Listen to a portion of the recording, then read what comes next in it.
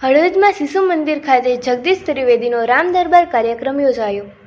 રામનવમીના પાવન પર્વના નિમિત્તે હળવદ ખાતે આવેલ શિશુ મંદિર સંકુલના લાભાર્થે પદ્મશ્રી જગદીશ ત્રિવેદી હાસ્ય કલાકારનો રામ દરબાર કાર્યક્રમ યોજાયો। છેલ્લા ઘણા સમયથી સમગ્ર દેશમાં એક આગવી ઓળખ ઊભી કરનાર હાસ્ય કલાકાર જગદીશભાઈ ત્રિવેદી કે જેઓ દેશ વિદેશમાં પ્રોગ્રામ કરી ચૂક્યા છે, તેમજ 50 વર્ષ બાદ તેઓના તમામ પ્રોગ્રામમાંથી આવેલી રકમ આરોગ્ય અને શિક્ષણ પાછળ ખર્ચવાની તેઓએ નીમ લીધેલી છે।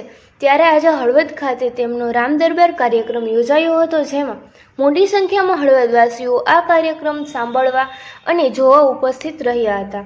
શિશુ મંદિર સંકુલના મેનેજિંગ ડાયરેક્ટર ઘનશ્યામભાઈ દવે વધુમાં જણાવ્યું હતું કે આ કાર્યક્રમ સંસ્થાના લાભાર્થે કરવામાં આવ્યો છે, તેમજ હળવદના તમામ આગેવાનો અને ગ્રામજનોએ મોટી સંખ્યામાં ભાગ લીધેલો હતો।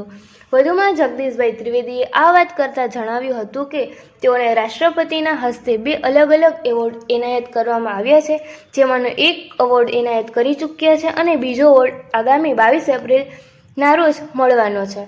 તેમજ વડાપ્રધાન શ્રી નરેન્દ્રભાઈ મોદીએ પોતાના કાર્યક્રમ મન કી બાતમાં 3 મિનિટ કરતાં પણ વધુ સમય માટે ડૉક્ટર જગદીશભાઈ ત્રિવેદી વિશે વાત કરી હતી। ત્યારે આ મારા માટે ગૌરવની ક્ષણ બની છે અને સમગ્ર દેશવાસીઓને હું અનુરોધ કરું છું કે પોતાની આવકમાંથી 10% હિસ્સો સેવા પાછળ વાપરે।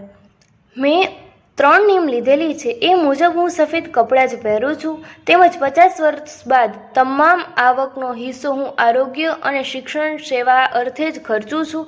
અત્યાર સુધીમાં મેં 10 કરોડ રૂપિયા સુધી સેવા કરી ચૂકી છે અને આગામી સમયમાં પણ કરતો જ રહીશ। આ રીતે સેવાભાવી જગદીશભાઈ ત્રિવેદીએ શું કહ્યું છે તે આપણે સાંભળીએ।